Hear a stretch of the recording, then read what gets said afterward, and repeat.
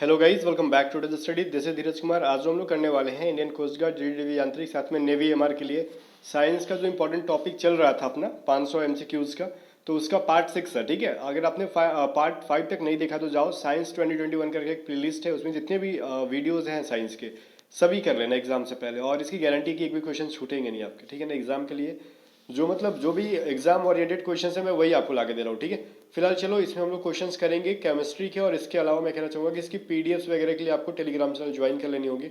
तो पीडीएफ मैं आपको दे देता हूँ टेलीग्राम चैनल पे रेगुलरली। ठीक है, तो चलो टेलीग्राम चैनल ज्वाइन कर लेना। फिलहाल चलो स्टार्ट करते हैं हम लोग।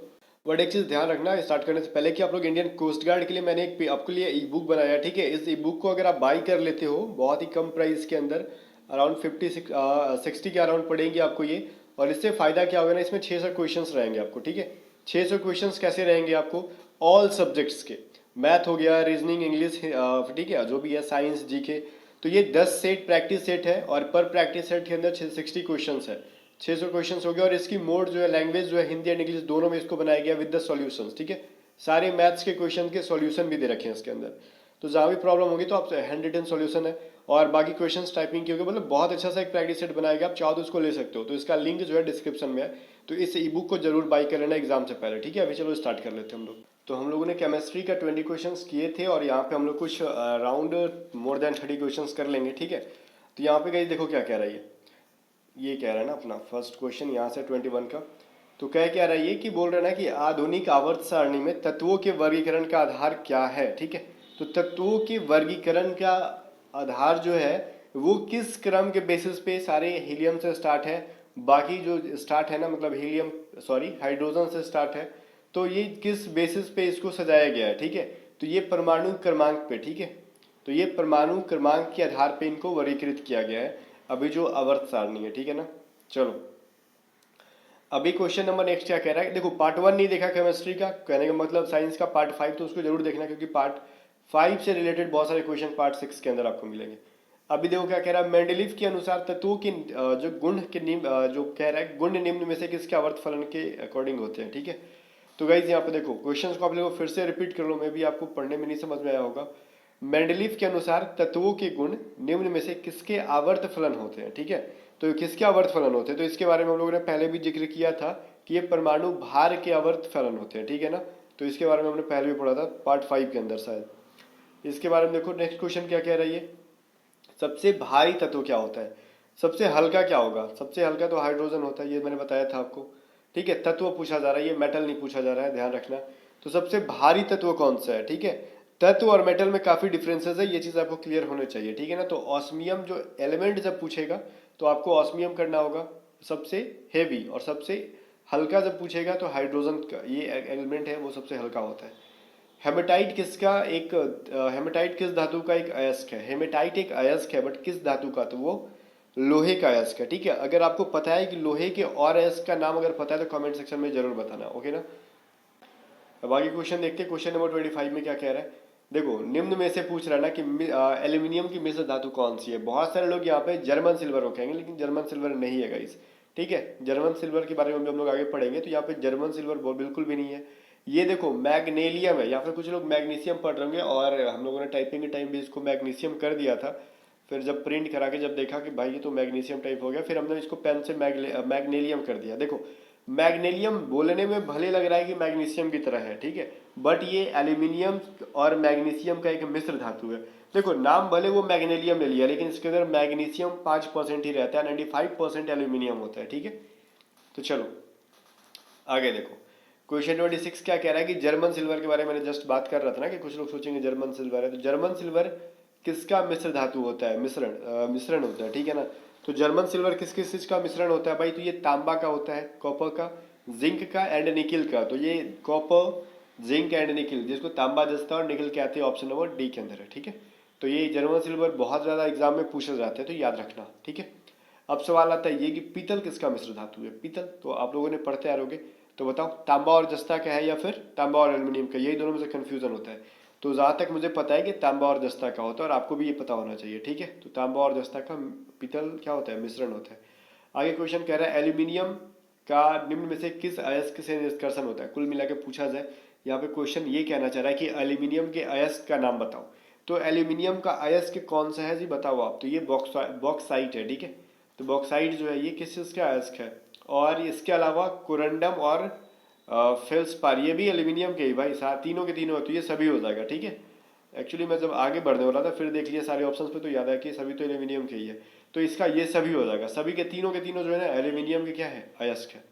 चलो 29 क्या कह रहा है, पिंच ब्लेड नाम का एक धातु है, वो उसका ये देखो उसका पिंच ब्लेड जो है वो किस धातु का अयस्क है। पिंच ब्लेड जो है, पिच ब्लेड ये धातु नहीं है, ठीक है। ये किस धातु का ये अयस्क है, ये एक अयस्क है पिंच ब्लेड, ठीक है। अरे पिच ब्लेड है, ठीक है। तो ये यूरेनियम का एक क्या है, अयस्क है। जैसे यहाँ पे बॉक्साइट मैंने बोला ना एल्यूमिनियम का अयस्क है, कोरंडम फेल्सपार, इसी को मतलब इसी से एल्यूमिनियम निकलता है।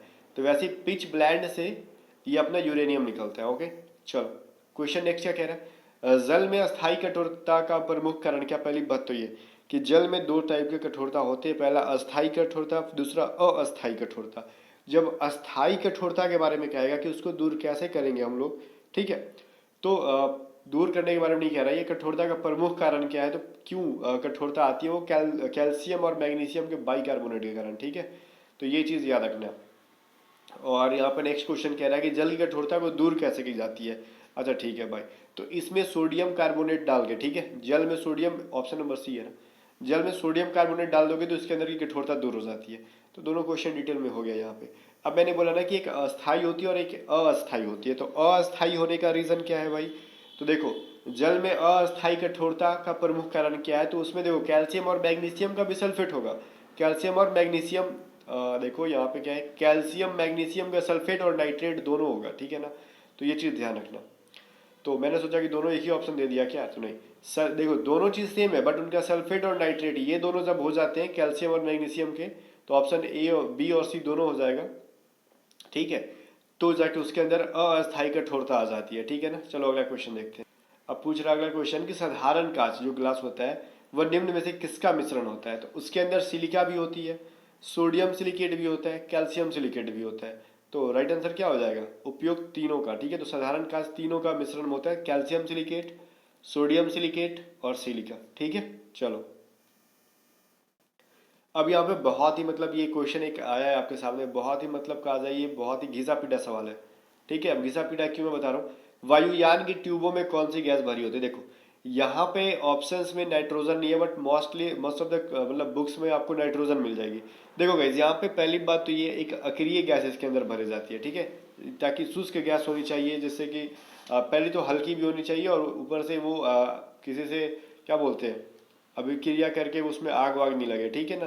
तो पहली बात तो हीलियम बहुत सारी जगह पर मिल जाएगी कि हीलियम ऑप्शन में है तो हीलियम करो, अगर हीलियम ना हो कि नाइट्रोजन रहे तो उसको भी आप आंसर कर सकते हो, ठीक है।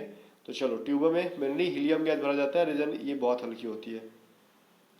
गुब्बारों में के अंदर कौन सी गैस भरी जाती है, तो गुब्बारों में भी हीलियम गैस ही भरी जाती है। देखो उड़ने वाला जो गुब्बारा होता है ना, जो कि छोड़ने पे आसमान में चल जाता है, तो उसके अंदर हीलियम गैस भरा जाता है, ठीक है ना। चलो ये क्या कह रहा है, फोटोग्राफी में प्रयुक्त हाइपोविलियन के रासायनिक नाम बताओ। तो जो फोटोग्राफी में जो हाइपोविलियन होती है, बहुत ही ट्रेंडिंग क्वेश्चन है, वो सोडियम थायोसल्फेट होती है, और ये क्वेश्चन एग्जाम में बहुत बार पूछे जाते हैं। हंसाने वाली गैस कौन सी होती है, लाफिंग गैस का नाम सुना होगा आपने, हंसाने वाली गैस नाइट्रस ऑक्साइड, जिसको N2O कहते हैं, ठीक है। चलो निम्न में से किसमें कार्बन की प्रतिशतता मतलब परसेंटेज किसकी ज्यादा होती है, ठीक है, किस टाइप के लोहे में, ठीक है, कार्बन की मात्रा ज़्यादा होती है, वो ढलवा लोहा होता है, ठीक है। तो ढलवे लोहे में कार्बन बहुत ज़्यादा होता है, ठीक है ना, इन दोनों की अपेक्षा। सबसे कठोर तत्व अगर पूछेगा कौन सा है, तो आपको सोना एल्यूमिनियम हीरा चांदी में पता चल गया कि हीरा सबसे यहाँ पे कठोरतम तत्व है, ठीक है। चलो अब आगे क्या कह रहा है ना यहाँ पे, और चांदी सबसे अच्छा विद्युत का सुचालक है, कंडक्टर है, ठीक है, अच्छा कंडक्टर, सुपर कंडक्टर बोल सकते हो आप इसको। वैसे पदार्थ जिनके रासायनिक गुण समान और भौतिक गुण अलग अलग हो, ध्यान से सुनना, वैसे पदार्थ जिसके रासायनिक गुण क्या है, समान है, और भौतिक गुण जो है असमान है, उसको क्या कहा जाता है, उसको अपरूप कहा जाता है। अब अपरूप क्या हुआ, जैसे कार्बन का अपरूप क्या होता है, ग्रेफाइट होता है, और इसके अलावा क्या होता है भाई, हीरा भी क्या है, एक कार्बन का अपरूप ही है, बकमिस्टर फुलेरिन भी क्या है, कार्बन का अपरूप ही है। ये सभी का रासायनिक गुण केमिकल प्रॉपर्टीज सेम होती है, बट फिजिकल बोल लो आप, ठीक है, वो प्रॉपर्टीज डिफरेंट डिफरेंट होती है। जैसे कि आपको पता है ना, ग्रेफाइट का यूज कहीं और है, हीरे का कहीं और है, ठीक है, समझ गए ना, ये सभी कार्बन के अपरूप होते हुए भी। अगला क्वेश्चन देखो क्या कह रहा है अपना, पेंसिल बनाने में क्या प्रयुक्त होता है? तो ये ग्रेफाइट ही होता है, और ग्रेफाइट जस्ट मैंने बताया कि ये हीरे का एक कार्बन का एक अपरूप है, ठीक है। चलो, एक ही अणु और विभिन्न यौगिकों को क्या कहा जाता है? एक ही अणु सूत्र, ठीक है, एक ही अणु सूत्र और विभिन्न यौगिकों वाले अणु को हम लोग क्या कहते हैं? यौगिकों क्या कहा जाता है? समव्यवी कहा जाता है, ठीक है ना। तो बस इसको कैजुअली एक बार पढ़ लो, एग्जाम में आएगा तो आप ऑटोमेटिकली आंसर कर दोगे क्योंकि पढ़ा रहेगा। अगला क्वेश्चन कह रहा है अपना यहाँ पे कि हीरा और ग्रेफाइट क्या है? जस्ट मैंने बताया ना कि हीरा और ग्रेफाइट क्या है, वो दोनों कार्बन के एक अपरूप है, ठीक है। और एक बकमिस्टर फुलेरिन भी है जो कि कार्बन का अपरूप है और आपके एग्जाम में पूछा जाता है, ठीक है। बकमिस्टर फुलेरिन दे देगा कि किसका अपरूप है, ठीक है, तो वो कार्बन का है। पॉलिथीन निम्न में से किसका बहुलक है? ठीक है, पॉलिथीन जो है वो एथिलीन का बहुलक है, ठीक है ना। किसका बहुलक है भाई? तो एथिलीन का। बहुत बार एग्जाम में पूछा गया है कि प्राकृतिक रबर भी किसका बहुलक है, ठीक है, तो ये आइसोप्रीन का है। कुछ लोग नियोप्रीन कह देते हैं बट गलत हो जाएगा। आइसोप्रीन का किस बहुलक, प्राकृतिक रबर जो है वो आइसोप्रीन का बहुलक है। चलो, निम्न में उच्चतम कोटि का कोयला कौन सा है? तो सबसे बढ़िया कोटा अगर कोयला अगर पूछेगा तो आपको बताना होगा, और सबसे निम्नतम कोयला भी पूछेगा तो वो भी बताना होगा। सबसे उच्च कोटि का है एंथ्रासाइट, ठीक है, और सबसे निम्न घटिया कहा जाता है, कार्बन की मात्रा सबसे कम होए उसको कहा जाता है पीट, ठीक है। चलो, तो यहाँ पे आंसर राइट हो जाएगा आपका एंथ्रासाइट। अभी देखो, गोबर गैस में कौन सी गैस भरी होती है? तो गोबर गैस के अंदर हम लोग मीथेन गैस भरते हैं, ठीक है, खाना बनाने में यूज होता है अपना मीथेन गैस, तो ये याद रखना। और इससे पॉल्यूशन भी ना के बराबर होता है, ओके। अब देखो 48 में कह रहा है एलपीजी जो घरों में यूज होता है, कि एलपीजी के अंदर किस किस का मिश्रण होता है? तो एलपीजी के अंदर प्रोपेन, ब्यूटेन और एथेन होता है, ठीक है। तो एथेन, ब्यूटेन और प्रोपेन इन तीनों का मिश्रण है, ठीक है। चलो, इन तीनों के मिश्रण से ही क्या बनता है? एलपीजी बनता है। संश्लेषित रेशा क्या है? एक रेयान है, ठीक है। संश्लेषित रेशा क्या है भाई? एक रेयान है। और साइंस के जी के क्वेश्चन को रटा मत करो गाइस, एक बार देखो, एक बार सुन रहे हो ना, और एक बार रिवीजन कर लो पीडीएफ लेके, फिर आपको याद हो जाएगा। किसी ईंधन के अपस्फोटरोधी गुण को कहा क्या दर्शाती है? वो ऑक्टेन संख्या को, ठीक है। बस जब भी आपको ये सिर्फ ऑक्टेन संख्या, जो ऑक्टेन में ही आपको ये चीज मिलेगा, अपस्फोटरोधी गुण, ठीक है। तो जब भी एग्जाम में दिखे आपको अपस्फोटरोधी गुण दिख गया तो वहां पे ऑक्टेन आंसर करके निकल लेना, ठीक है। ऑक्टेन से रिलेटेड कुछ भी क्वेश्चन ऑप्शन रहेगा तो ऑक्टेन करके निकल लेना। रॉकेट को चलाने के लिए प्रयुक्त ईंधन क्या कहलाता है? तो उसमें प्रणोदक का यूज होता है ईंधन के रूप में, ठीक है। तो ये प्रणोदक का यूज कहाँ पे होता है? क्वेश्चन घुमा के पूछ देगा कि प्रणोदक नाम का ईंधन जो है वो किस चीज में यूज होता है? तो रॉकेट में होता है, ठीक है। सीएनजी में सर्वाधिक मात्रा में क्या होता है? जस्ट मैंने बोला कि सीएनजी का यूज हम लोग क्यों करते हैं? ताकि पॉल्यूशन कम हो, ना के बराबर हो, ठीक है। तो पॉल्यूशन बहुत कम किसके अंदर होता है? तो मीथेन के अंदर होता है, मीथेन। तो राइट आंसर क्या हो जाएगा अपना? ए, ठीक है। चलो, लास्ट क्वेश्चन क्या कह रहा है अपना, एस्प्रीन का रासायनिक नाम बताओ, ठीक है। तो एस्प्रीन का रासायनिक नाम क्या है? आपको पता होगा कि एसिटल सैलिसिलिक अम्ल कहा जाता है, ठीक है। नाम थोड़ा इतना लटपटा है कि लगातार इंसान नहीं बोल पाता है कि एसिटल सैलिसिलिक अम्ल, ठीक है, एसिड बोल लो। तो ये एस्प्रीन का रासायनिक नाम है, ठीक है ना। चलो, सो गाइज यहाँ पे लगभग हम लोगों ने यहाँ पे 33 क्वेश्चंस किए, और केमिस्ट्री के इतने क्वेश्चन सफिशिएंट है, बट जैसे ही कुछ बायोलॉजी क्वेश्चन करा देता हूँ उसके बाद गाइज एग्जाम से पहले अगर बायोलॉजी क्वेश्चन और मैं करा दूंगा, बायोलॉजी क्वेश्चन तो मैंने कराया नहीं है, फिर अगर टाइम बचता है तो फिर हम लोग और भी केमिस्ट्री क्वेश्चन पढ़ लेंगे, बट इसके अलावा हम लोग फिजिक्स के क्वेश्चन ज़्यादा पढ़ के जाएंगे, ठीक है। लेकिन बायो के भी कुछ क्वेश्चन पढ़ना है हमको एग्जाम के पॉइंट ऑफ व्यू से। फिलहाल ज़्यादा एक चीज़ मैं कहना चाहूँगा आपसे कि इस प्रैक्टिस सेट का, इस ई बुक का पीडीएफ फॉर्मेट है, मैंने लिंक डिस्क्रिप्शन में दे दिया, आप चाहो तो यहाँ से बाई कर सकते हो। तब तक के लिए बाय बाय, मिलते हैं नेक्स्ट वीडियो के अंदर, तब तक के लिए वीडियो को लाइक करके शेयर कर देना।